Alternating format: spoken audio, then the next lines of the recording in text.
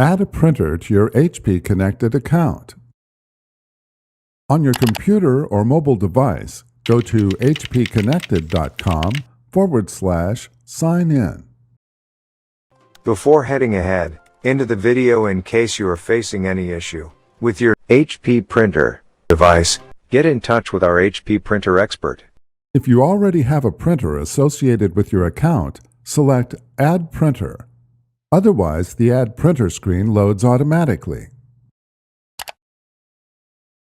Enter the claim code from the printer info page that printed when you enabled web services on your printer.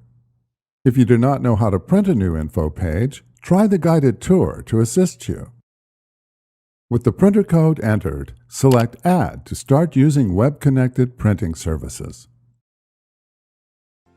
Thanks for watching, and don't forget to smash that like button and hit the subscribe button so that you don't miss any of our videos. And in the case face any problem, get in touch with the experts.